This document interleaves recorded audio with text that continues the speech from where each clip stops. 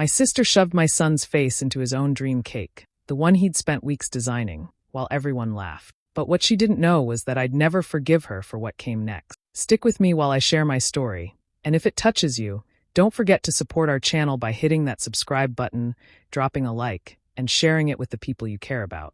It happened on a warm Saturday afternoon in our backyard. Balloons were tied to the fence, the grill smelled of burgers, and my son, Rowan, was glowing with excitement. He had spent weeks talking about this day, his 8th birthday, and especially about the cake. It was a tall blue and green ocean cake, with tiny sugar sharks and a little sailboat on top. He'd helped decorate it himself the night before, his hands sticky with frosting, his laughter filling the kitchen. When we all gathered to sing, Rowan's cheeks turned pink. He looked so proud standing behind that cake. Just as he leaned forward to blow out the candles, my sister Mara stepped behind him. She had that grin, the one I'd known since childhood, the one that always meant trouble. Before I could move, she shoved his face right into the cake. The crowd gasped, then burst out laughing. My parents laughed. Even my husband Cal gave a nervous chuckle, trying to make it light. But Rowan froze.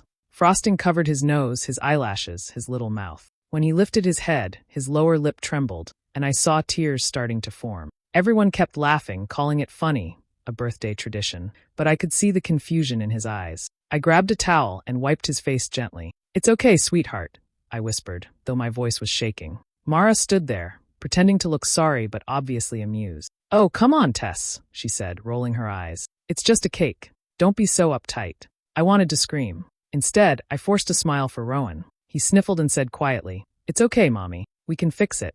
That broke me more than anything else. He was trying to be strong, stronger than anyone else there. As the party went on, I kept replaying the moment in my head. I watched Mara chatting, laughing, acting like nothing happened. My parents adored her. They always had. Growing up, she got away with everything, while I was told to stop being sensitive. I thought I'd grown past that. But seeing my son humiliated by her, the same way she used to humiliate me, tore open something I thought I'd buried years ago. When the last guest left, I stood alone in the yard, staring at the smeared remains of the cake. The candles were broken. The little sugar sailboat was cracked down the middle. Something inside me hardened that night.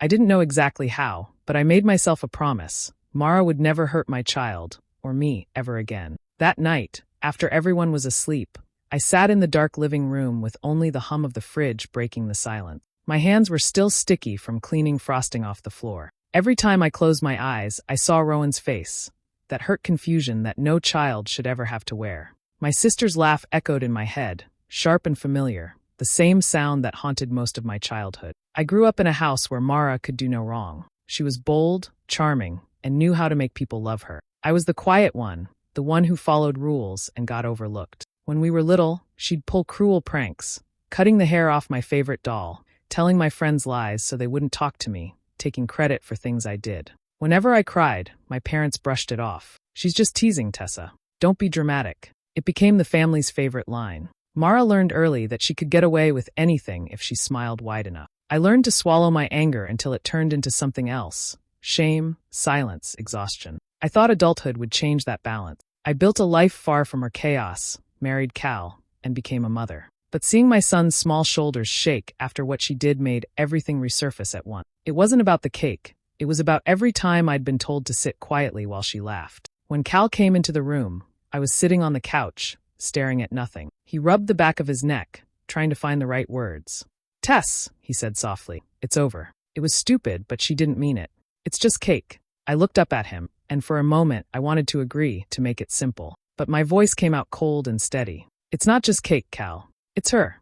It's always been her." He sighed, sat beside me, and reached for my hand. "You know your family," he said gently. "They never change. You'll drive yourself crazy trying to make them see what you see." His words were meant to comfort me, but instead they stung. I realized he didn't understand. None of them did. To him, Mara was just my sister. To me, she was the person who'd been chipping away at my self-worth since I was old enough to talk. I thought of Rowan asleep upstairs, his small hands curled around his blanket.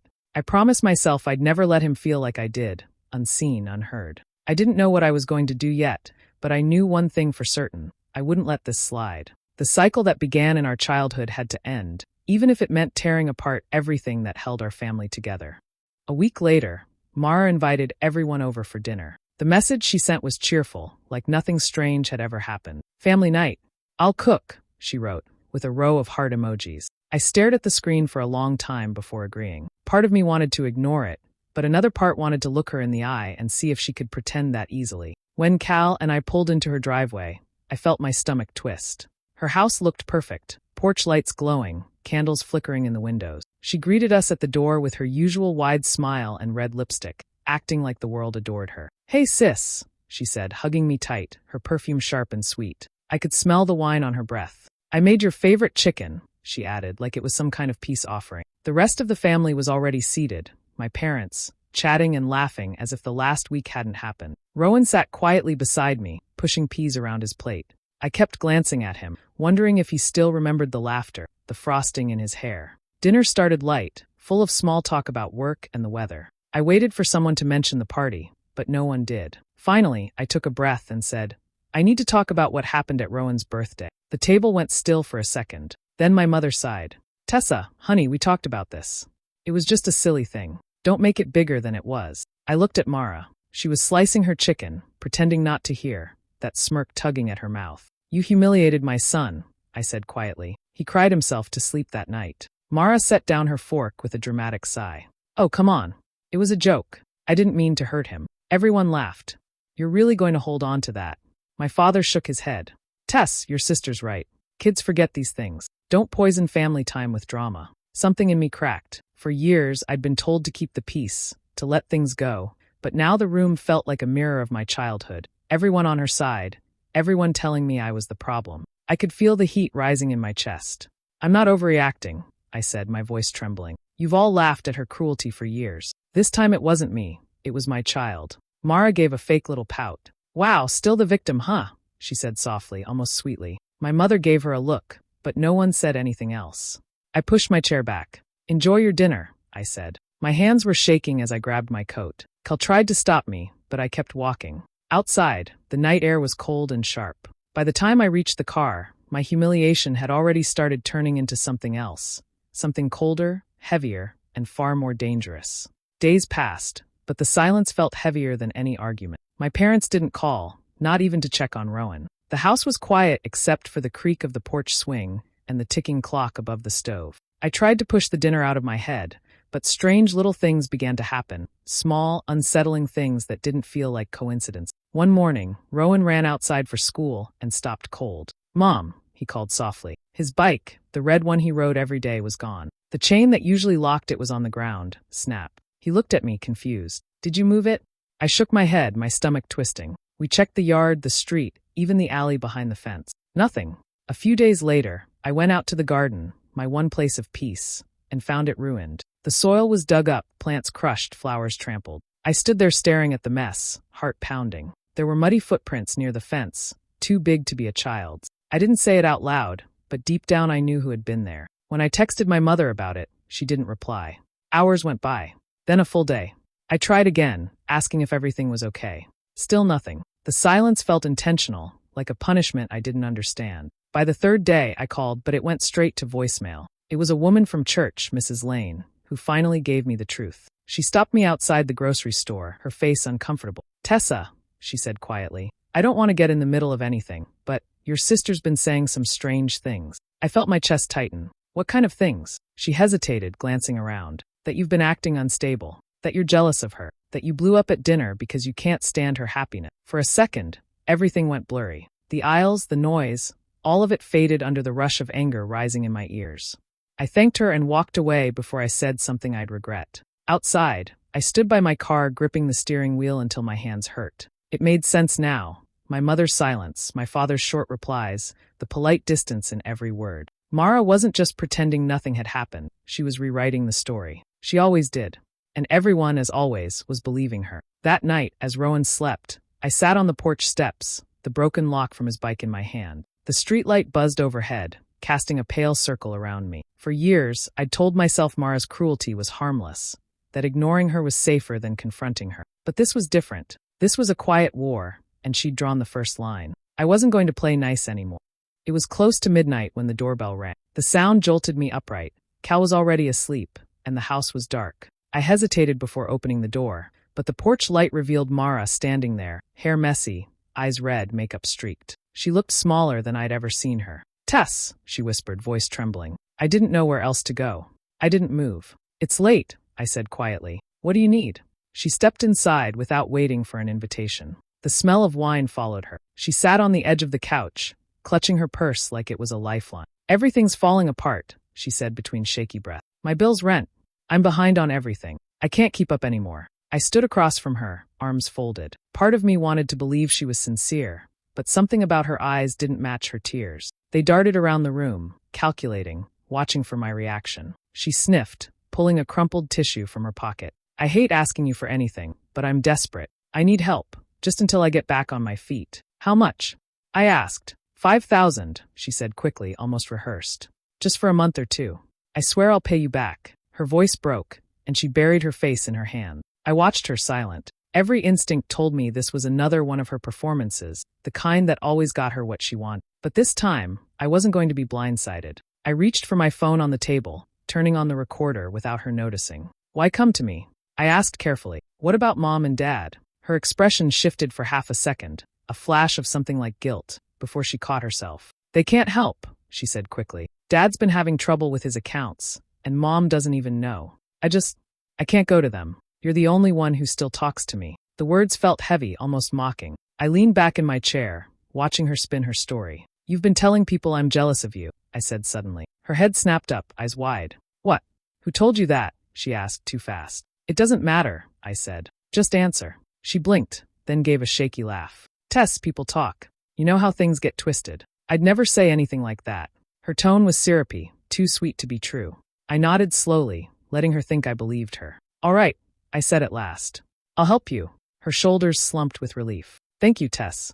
You have no idea what this means. As she hugged me, I could feel the tension in her body, not gratitude, but victory. I smiled faintly, my phone still recording in my pocket. Whatever game she thought she was playing, I was finally learning the rules. A few days after Mara's late-night visit, life felt strangely still. She had stopped calling, which I took as a small mercy. Then, one afternoon, Kel came home looking unsettled. He dropped his keys on the counter and said, "You're not going to believe what I heard today." He told me that one of his co-workers, whose wife worked at the local credit union, mentioned something odd. There had been a series of withdrawals from my parents' joint retirement account, not small ones either. The name attached to each transaction was mine. At first, I thought I'd misheard him. That's impossible, I said. I haven't touched their money. Cal nodded. I know, but apparently your dad went to the bank furious, asking why you'd taken it. They tried calling you, but you didn't pick up.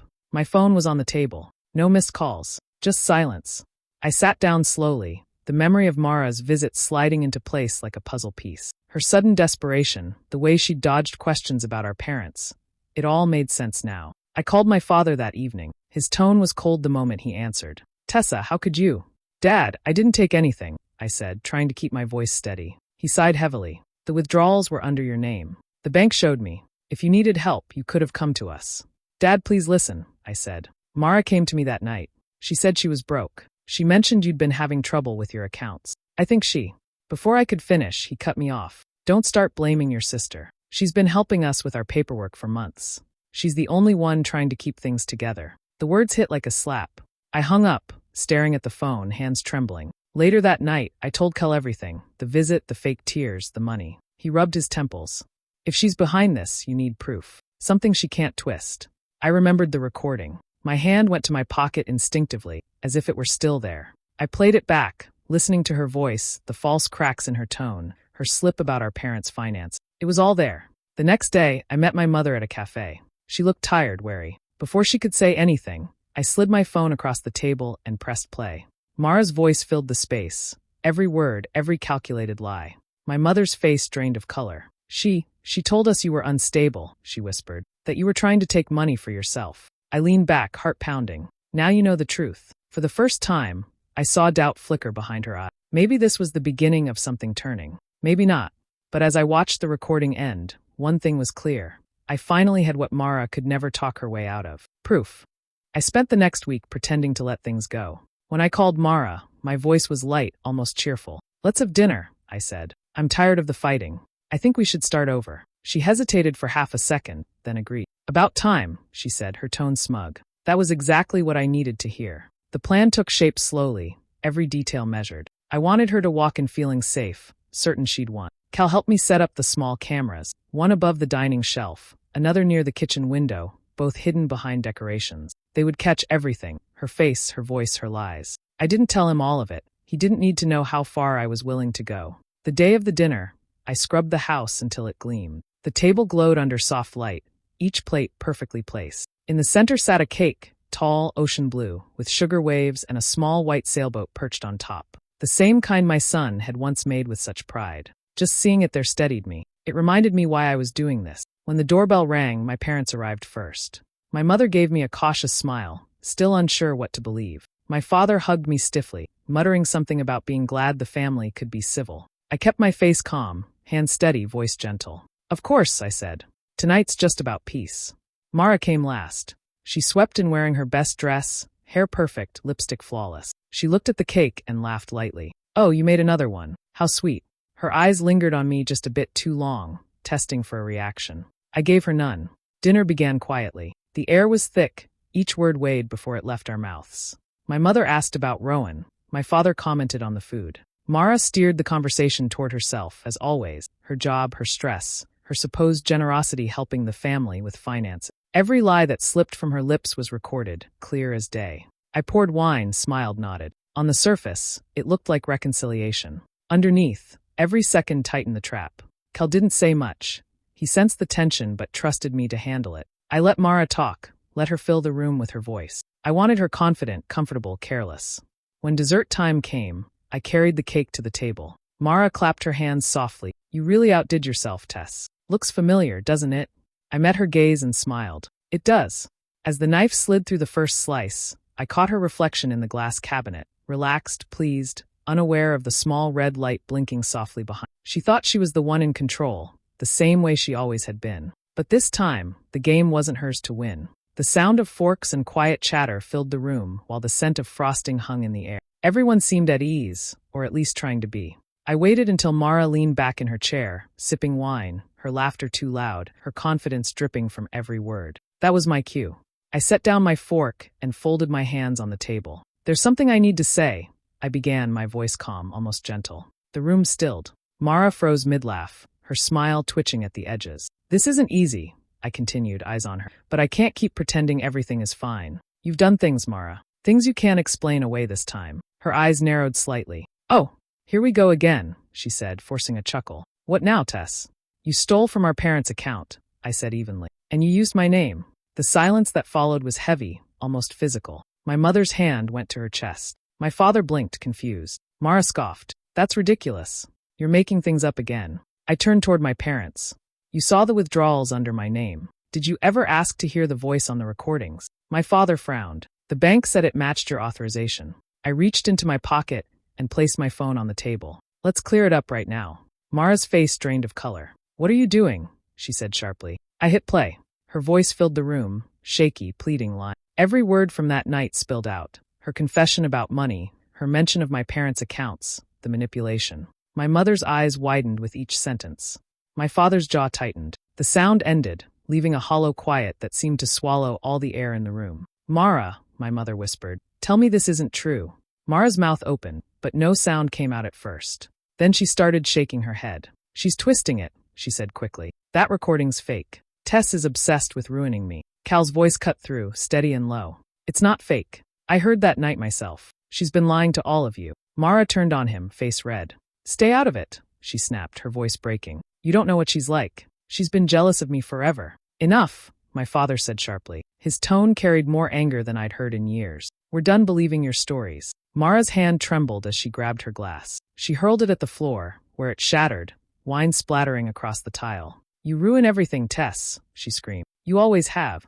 No one moved to comfort her this time. My mother sat frozen, my father looked away, and Cal reached over to take my hand beneath the table. Mara stood there breathing hard, eyes darting from face to face, waiting for someone to rescue her. But the silence stayed. The empire of lies she'd built had finally crumbled, and for once, she was standing in the wreckage alone.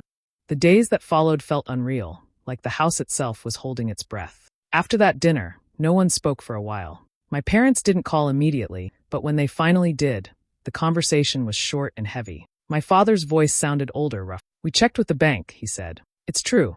The money's gone. There was a pause, long and quiet. We're cutting her off, Tessa. No more excuses. I didn't gloat. I just whispered, I'm sorry it came to this. Mara disappeared for a few days after everything blew up. No one knew where she went, and no one seemed eager to find her. Then one morning, my mother called, voice shaking. She's leaving town, she said. Packed her things in the night. Said she needs to start fresh. I stood by the window, watching Rowan ride his new bike along the driveway, the sunlight catching his hair. For the first time in weeks, he looked peaceful. I wanted to feel that peace too, but something inside me stayed tense, like a string pulled too tight. Cal handled the report with quiet precision. He gathered the evidence, the bank statements, and my recording. Together we went to the police station, not for revenge, but to close the door on it all. The officer listened, took notes, and promised to investigate. As we left, Cal squeezed my hand. You did the right thing, he said softly. News travels fast in small towns. By the end of the week, everyone seemed to know what she'd done. The woman who used to command every room now avoided them all. When she finally sent one last message, a single line that read, "You'll regret this someday," I deleted it without replying. My parents came over the next weekend. My mother's eyes were red, her voice brittle. You didn't have to expose her like that, she said. You're both to blame for how things turned out. I didn't argue. I'd spent my whole life trying to explain myself to people who never wanted to listen. I just poured her coffee and said quietly, maybe now we can all stop pretending. That evening, after they left, the house felt still again. The cameras were gone, the cake dish empty, the air lighter. But the memory of that first moment, the laughter, Rowan's small shoulders trembling, frosting dripping down his cheek, lingered like a stain I couldn't wash away. It amazed me how one careless act could unravel so much. Mara's downfall, my parents' silence, the distance that now hung between all of us.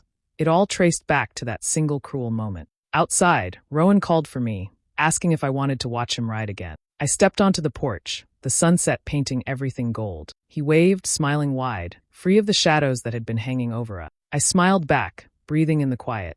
Maybe freedom didn't mean forgetting. Maybe it just meant finally living without fear of her voice echoing in every corner of my life. It began with a cake, but it ended with truth. Months passed before I even thought about birthdays again. Life settled into something quiet, almost fragile, as if one loud sound might make it all fall apart. The house felt warmer, lighter, even though the air still carried faint traces of everything that had happened. Rowan was happier now, laughing again, sleeping without nightmare. I tried to match his lightness, but inside, something still felt bruised. When his next birthday came, he asked for something simple. Just us, Mom. Maybe a few friends. I nodded, grateful. We spent the morning baking together, his small hands dusted with flour, his laughter filling the kitchen like music. The cake was plain, vanilla with blue frosting and tiny sugar fit. No decorations, no big crowd, no noise. Just peace. As the sun dipped low, a handful of kids ran through the yard while Cal manned the grill. I stood by the picnic table, watching Rowan smile as he leaned over the cake. The candles flickered, and for a heartbeat, I saw that other birthday, the one that started everything. My chest tightened, but I pushed the memory away and focused on the boy in front of me, older now, stronger. He closed his eyes and blew out the candles in one soft breath. Everyone clapped. No laughter that cut too deep, no cruelty hidden behind smiles. Just joy. When the guests left and the yard fell quiet again, I cleaned up slowly. The cake knife glimmered under the string lights, and for some reason, I couldn't stop staring at it. Revenge had burned hot in me for so long, but now, standing there, I realized it hadn't left me satisfied. It had only emptied me out. What filled that space now wasn't anger, it was relief. The truth had done what revenge never could. It had set things straight. Later that night, I took one photo of the cake, just the simple blue frosting, the candles half melted, the table still scattered with crumbs. I didn't write a message. I sent it to my parents and put the phone down. They didn't reply, and I didn't expect them to. They would understand what it meant. Cal came up behind me, wrapping his arms around my shoulders. You okay? He asked softly. I nodded.